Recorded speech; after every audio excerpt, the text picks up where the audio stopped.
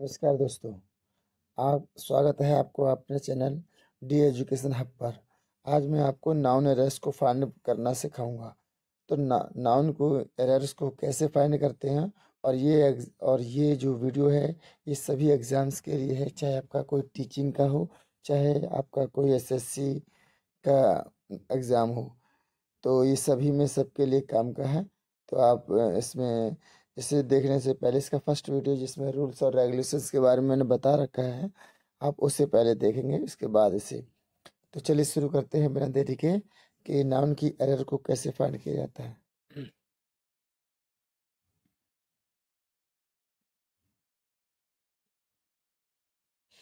तो यहाँ देखिए क्या लिख रखा है क्वेश्चन नंबर फर्स्ट में। My sister has pages pages after pages no error. तो इसमें देखिए my sister has read pages after pages. तो इसमें जो क्वेश्चन नंबर, तो ये क्वेश्चन है, क्वेश्चन का पैटर्न है और इसमें ऑप्शन दे रखे हैं ABCD।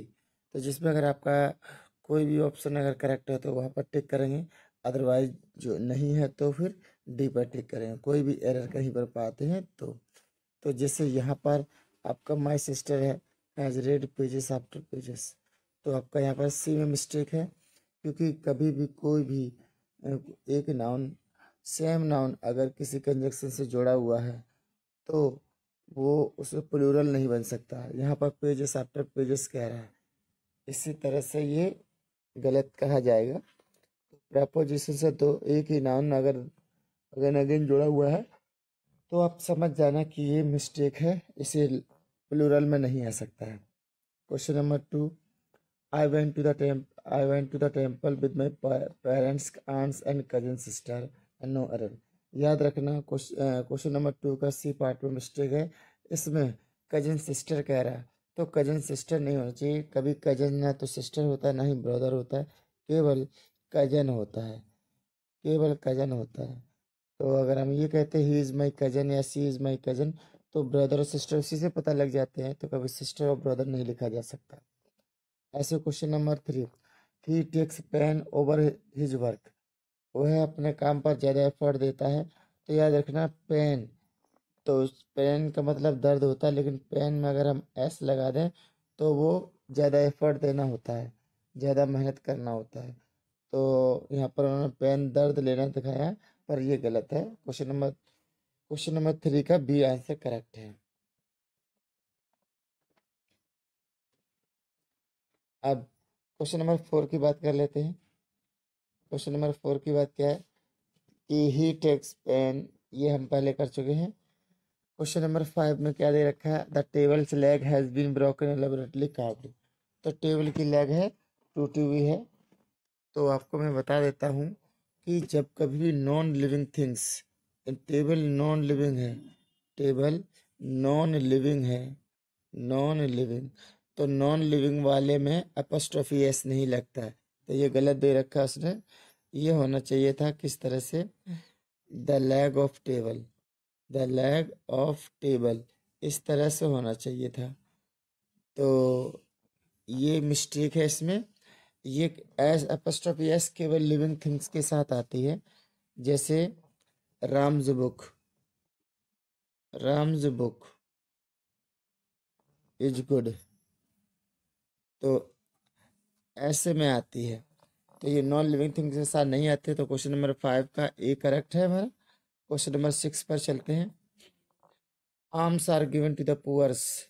तो arms are given to the poors, आपको बता दें कि इसमें arms are given to the poors को कुछ एडजेक्टिव होते हैं, जैसे पुअर है, रिच है, ये अमीर है, गरीब है, ब्लाइंड है। ये कैसे एडजेक्टिव हैं, ये एडजेक्टिव हैं। अगर इनके आगे दा लग जाए तो ये पूरी कम्युनिटी को शो करते हैं, पूरे ग्रुप को बताते हैं। यानी इसका मतलब हो गया गरीब लोग, इसका हो गया अमीर लोग, इसका हो गया अंधे लोग। तो यहाँ पर arms are given to the poors, तो यहाँ देखो पुअर में एस लगा रखा है, तो एस नहीं लगेगा, ये पहले से प्लूरल बन चुके हैं। तो हमारा सी ऑप्शन में मिस्टेक है। नेक्स्ट चलते हैं।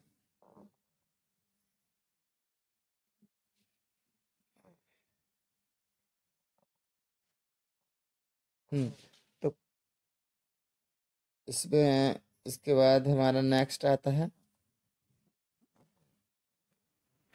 नेक्स्ट क्या कहता है, whenever he goes to Mumbai he stays in 5 star hotel. वह कभी भी मुंबई जाता है तो 5 स्टार होटल में रुकता है। तो मैं आपको बता दूं क्वेश्चन नंबर 6 में से सी में क्वेश्चन नंबर 7 के सी पार्ट में मिस्टेक है। इसमें देखिए हाइफन वाले वर्ड दे रखे हैं, नाउन है, हाइफनेटेड है। कभी भी हाइफन वाला वर्ड दिया जाए तो उसमें पीछे आने वाले वर्ड में एस नहीं लगाते। तो यहाँ पर लिखा 5 स्टार्स, यहाँ पर 3 स्टार्स भी हो सकता है, तो इसे हम ऐसे भी लिख सकते थे, 3 स्टार, 3 स्टार्स। तो ऐसा लिखा जाना चाहिए। इसमें हाइफन वाले वर्ड में नाउन जो पीछे आता है उसमें एस नहीं होना चाहिए। 3 स्टार, 5 स्टार, हाइफन वाले वर्ड के पीछे कभी भी नाउन में एस या ई एस नहीं लगते, तो इसीलिए इसमें एस नहीं आएगी। तो इसी पार्ट में मिस्टेक है। ऐसे ही 8 में क्वेश्चन नंबर 8 क्या कहता था, company has ordered some new equipments. और क्वेश्चन नंबर 8 का सी पार्ट करेक्ट है कि इसमें कहता है इक्विपमेंट्स। इक्विपमेंट्स का मतलब होता है उपकरण, इसका मतलब होता है उपकरण, उपकरण। तो उपकरण चाहे कोई भी औजार हो, टूल्स हो, एक हो, दो हो, हजारों हो, लाखों हो, उससे क्या मतलब है। जब इक्विपमेंट का मतलब होता है सारे, सबको डिनोट करता है एक ही सिंगल, तो एस लगाने की जरूरत नहीं होती है। तो जैसे कि पीपल होता है, पीपल का मतलब होता है लोग, तो अब इसमें एस नहीं लगा सकते हम। तो ऐसे ही इक्विपमेंट में एस नहीं लगा सकते। तो ये हमारा आंसर जो है इसका सी पार्ट करेक्ट है, सी, क्वेश्चन नंबर 8 का। अब क्वेश्चन नंबर 9 क्या कहता है, strong breeze blue cap of fish. तो इसमें कहता है एक स्ट्रॉन्ग विंड, ब्रीज, ब्रीज मन होता है बहुत अच्छी सी सुहावनी, और स्ट्रॉन्ग कहता है तेज। तो ये नहीं होता है, ये स्ट्रॉन्ग विंड होता है, स्ट्रॉन्ग विंड, स्ट्रॉन्ग विंड होता है, ना कि स्ट्रॉन्ग ब्रीज। तो ये कुछ गलत है। तो क्वेश्चन नंबर 9 का ए पार्ट हमारा करेक्ट है, सही है। क्वेश्चन नंबर 10 देखते हैं क्या कहता है, one of the firmest belief among the Hindus is that karma affect their if and also the after the death of no error। तो आपको बता देता हूँ कि इसमें क्वेश्चन नंबर 10 में क्या कहता है, वन ऑफ द, हमेशा याद रखना कि वन ऑफ द के बाद हमेशा जो नाउन आएगा वो प्लूरल होना चाहिए। प्लूरल का मतलब होता है बहुवचन आना चाहिए, बहुवचन। तो यहाँ कहता है one of the foremost belief, तो belief, one of the foremost belief, तो बिलीफ तो सिंगुलर लग रहा, बिलीफ का मतलब धर्म और विश्वास होता है। तो यहाँ बिलीफ में एस ऐड होनी चाहिए थी, तब जाकर ये क्लियर होता है। तो यही हमारी मिस्टेक है क्वेश्चन नंबर 10 में, फर्स्ट फर्स्ट ऑप्शन ही करेक्ट है। इसीलिए क्वेश्चन नंबर नेक्स्ट पे क्या चलते हैं। क्वेश्चन नंबर 11 क्या कहता है, he was advise to take 2 spoonful of medicine 3 times a day. तो इसमें क्वेश्चन नंबर 11 में 4 ऑप्शन है, जिसमें आपका बी पार्ट में एरर है कि स्पूनफुल्स, 2 स्पूनफुल्स कह रहा है। तो यहाँ पर एस लगनी चाहिए, स्पूनफुल्स होना चाहिए, ना कि स्पूनफुल। तो ये इस तरह से आपका हो जाएगा स्पूनफुल। तो इसमें मिस्टेक है बी पार्ट में। क्वेश्चन नंबर 12 देखिए, ऑल सिस्टर इन लॉज। देखिए ये भी हाइफन वाला वर्ड है, थोड़ी देर पहले ही मैंने आपको 5 स्टार्स 3 स्टार्स के बारे में बताया था। तो यहाँ पर दे रखा है सिस्टर इन लॉज, तो हाइफन वाले वर्ड में लॉ में एस नहीं लगाते। तो हाइफन वाले वर्ड में जो हाइफन के बाद जो नाउन आता है उसमें एस या यस नहीं लगाती, तो यहाँ पर इसने लगा रखा है, जबकि ये एस यहाँ होनी चाहिए। तो ये मिस्टेक है क्वेश्चन नंबर 12 का ए। आगे चलते हैं the police, question number 11, the police has received 2 important information that can help them solve the triple murder case.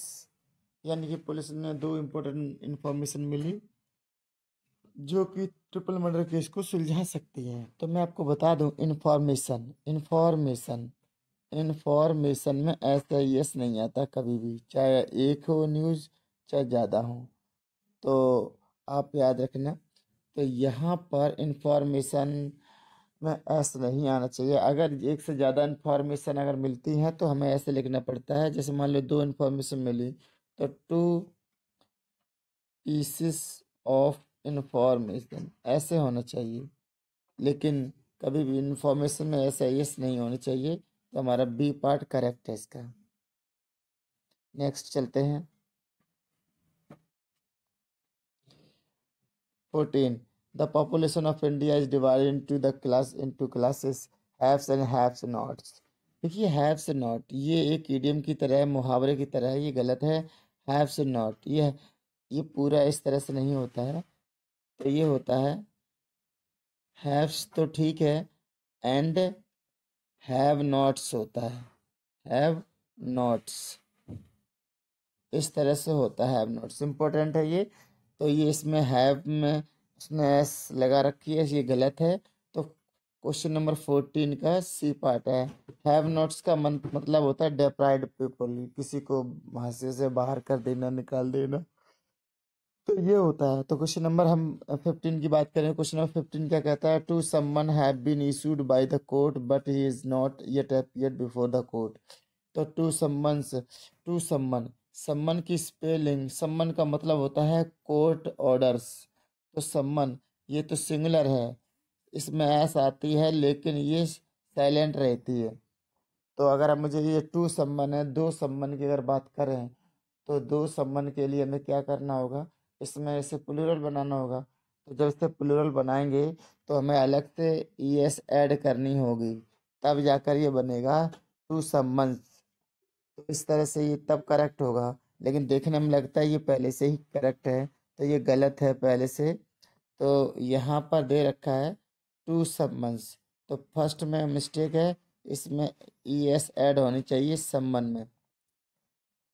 Next चलते हैं। क्वेश्चन नंबर 16 क्या कहता है? They left their luggage, they left their luggage at home by mistake and went to the railway station. तो आपको बता देता हूँ कि they left their luggages at home by mistake and went to the railway station. तो यहाँ पर they left में कोई मिस्टेक नहीं है। देयर लगेज आपको बता देता हूँ लगेज होता है, सामान जो होता है वो लगेज होता है, ना कि लगेजेस। लगेज में ही सारा सामान आ जाता है, चाहे कोई सा भी आर्टिकल हो। तो क्वेश्चन नंबर 16 का बी पार्ट करेक्ट है। बी पार्ट करेक्ट है, जिसमें हमारा लगेज दे रखा है, लगेजेस। तो ये नहीं होना चाहिए, लगेज होना चाहिए।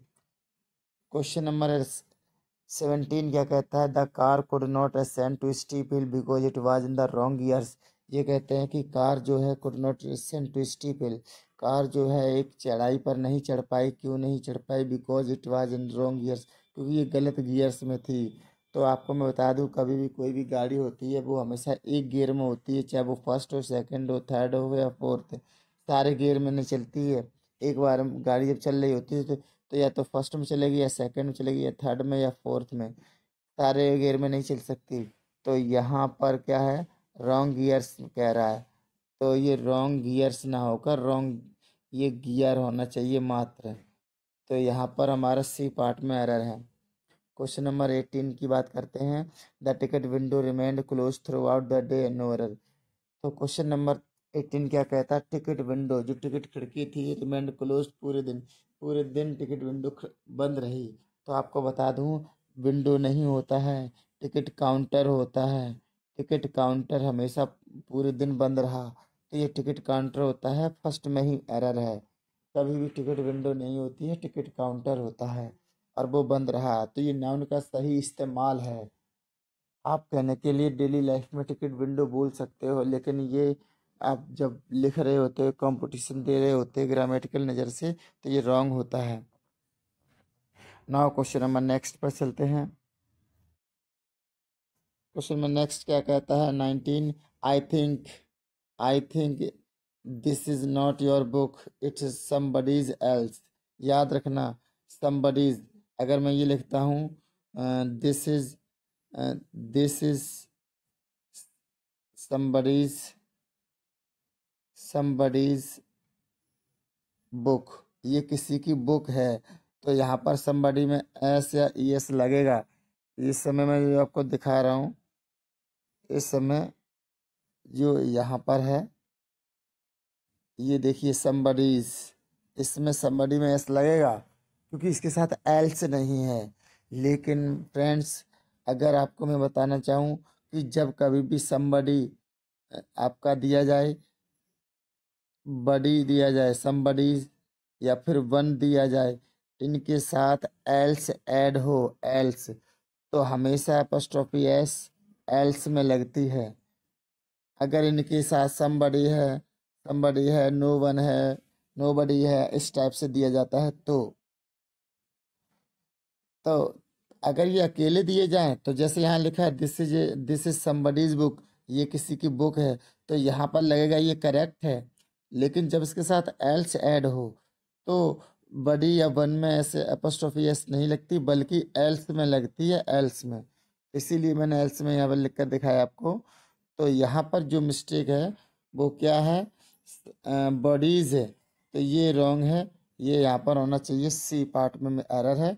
क्वेश्चन नंबर 20 बात करते हैं, you should not put sign on your any paper that haven't read. ये कहते हैं कि तुम्हें उस लेटर को पर साइन नहीं करने चाहिए जो आपने ना पढ़ा हो।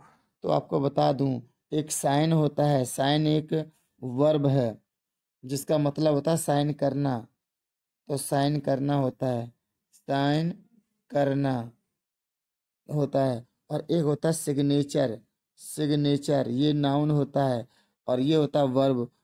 तो जब वर्ब दे रखी है साइन, तो हमें फिर उसके नाउन लिखने की जरूरत ही नहीं। साउंड का पूरा, साइन का पूरा मतलब होता है कि मेक सिग्नेचर्स, यानी कि साइन करना, ये पूरी बात हो जाती है यहाँ पर। लेकिन सिग्नेचर पहले से ही, अगर सिग्नेचर आता तो पुट रखना पड़ेगा आपको।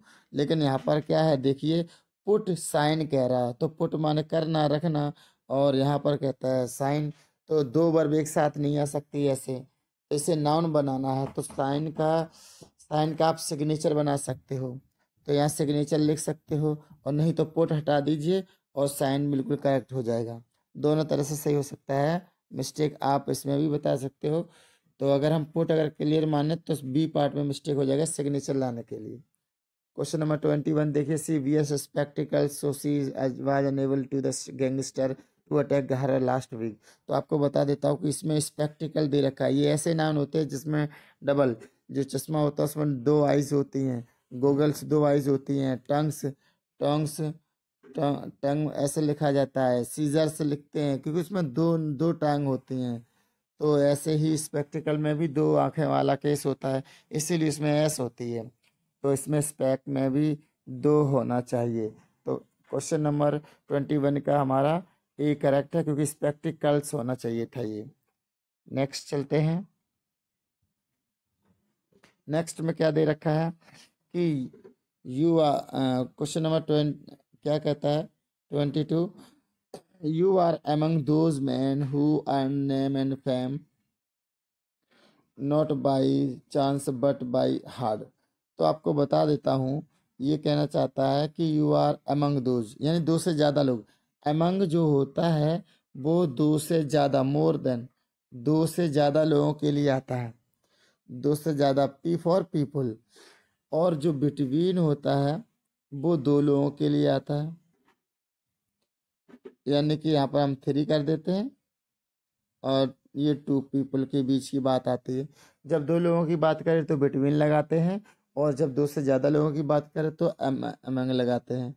तो यानी कि पीपल, तो बहुवचन तो होना ही चाहिए, तो बहुवचन होना चाहिए, नाउन जो आएगा वो प्लूरल आएगा। तो देखिए यहाँ पर क्या कहता है, you are among those man, और मैन सिंगुलर लिख रखा है, इसकी स्पेलिंग होनी चाहिए थी MEN।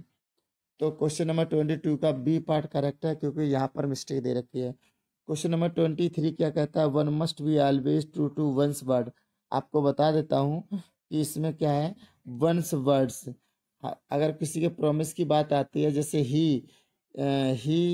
Should he should keep his word, अपना वादा निभाना चाहिए, तो वर्ड आना चाहिए ना कि वर्ड्स। तो यहाँ पर भी वन वंस वर्ड्स करते, वन के साथ वंस आता है, तो यहाँ पर इसने वंस के साथ एस लगा रखा, वंस वर्ड। तो ये वर्ड में एस नहीं आना चाहिए यहाँ पर। तो 23 का जो आंसर है वो हमारा बी पार्ट हो गया। क्वेश्चन नंबर 24, ये है the angry mob attacked on the police officers when they came to raze an illegal construction. तो 24 क्वेश्चन क्या कहता है, the angry mob. Angry mob का मतलब होता है कि क्रुद्ध भीड़। तो आपको बता दूं एंग्री मूव, तो यहाँ पर मूव का मतलब होता है एंग्री, एक्साइटेड, एक्साइटेड यानी एंग्री भी क्राउड। तो यहाँ पर अगर हमें एंग्री लगाना है तो मूव लगाने की जरूरत नहीं, मूव अकेला ही पूरी बात को कहता है, एक्साइटेड क्राउड। तो यहाँ पर कह रहा है कि एंग्री मूव, तो मूव ना होकर यहाँ क्राउड आनी चाहिए। तो क्वेश्चन नंबर 24 का यही पार्ट हमारा करेक्ट है, इसी में एरर है। नेक्स्ट चलते हैं। 25 question, the sceneries of Kashmir is very charming, no error. The scenery of Kashmir is very charming, no error. तो सीनरीज, देखिए सीनरी, सीन्स ज़्यादा होते हैं कहीं के, उनके उनमें एस लगता है, लेकिन सीनरी में कभी भी ऐसा एस नहीं लगता है। सीनरी का मतलब पूरे एरिया से होता है, तो वो तो एक ही हुआ, तो इसीलिए ये सीनरी, ठीक है ना, ऐसा होना चाहिए था। तो ये इसमें क्वेश्चन 25 का जो हमारा फर्स्ट ऑप्शन है इसी में मिस्टेक है। The scenery of Kashmir is very charming, बाकी सारा करेक्ट है। तो क्वेश्चन नंबर 26 देखेंगे। 26 क्या कहता है, it is a big blunder but we had to ignore it.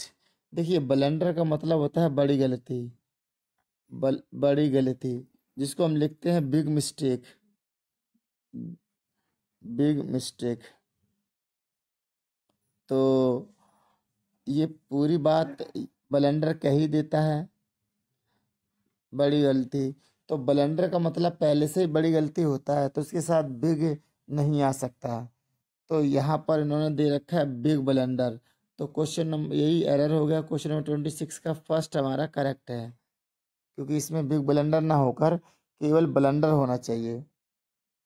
Next है question number 27, two summons have been issued by the court but he has not yet appeared. ये क्वेश्चन पहले भी आ चुका है, तो टू सम्मन होता है, सम्मन में ई एस ऐड हो जाएगा, तो फर्स्ट ही इसका करेक्ट है। नेक्स्ट चलते हैं।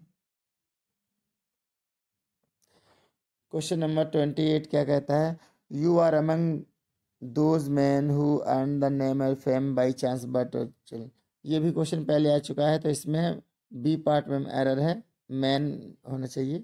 29 देखते हैं, children are playing and making mischief as their holidays have started. Question number 29 क्या कहता है, तो देखिए मिसचीफ, चाहे शैतानी एक हो चाहे ज़्यादा हो, कभी भी वो आपकी ऐसे यस नहीं आएगी। तो केवल मिसचीफ का मतलब होता है सारी शैतानियाँ इसी के अंदर आ जाती हैं। तो क्वेश्चन नंबर 29 का बी करेक्ट आंसर है, क्योंकि इस मिसचीफ में ऐसा ई एस नहीं लगती। हम ये सारे नाउन की एरर फाइंड कर रहे हैं और ये ही मिस्टेक्स वहाँ आती हैं, इसीलिए इनको हमें वहाँ पढ़ना चाहिए। क्वेश्चन नंबर 30, 30 क्या कहता है, I read the letter and made him aware of its content. I read the letter I and made him aware of its content. तो क्वेश्चन नंबर 30 में तो आपको मैं बता देता हूँ कि I read the letter and made him aware of its content. Content, अगर कोई बुक लिखते तो हमें समझ में आता है इसके कंटेंट की बात हो रही है, पर अगर कोई लेटर है तो उसमें जो लिखा होता है, बुक में बहुत सारे टॉपिक होते हैं पर लेटर में बहुत सारे टॉपिक नहीं, उसमें कोई ना कोई जो लिखा गया मटेरियल होता है वही होता है, तो उसे हम कंटेंट्स बोलते हैं, कंटेंट्स बोलते हैं। एक लेटर के अंदर जो भी मटेरियल लिखा जाता है, जो भी मैटर लिखा जाता है, उसे हम कंटेंट्स कहते हैं। तो हम यहाँ पर कंटेंट्स करेंगे। क्वेश्चन नंबर 30 का हो गया आपका ये। तो यहाँ पर एरर है आपका, क्वेश्चन नंबर 30 में एरर आपकी सी है।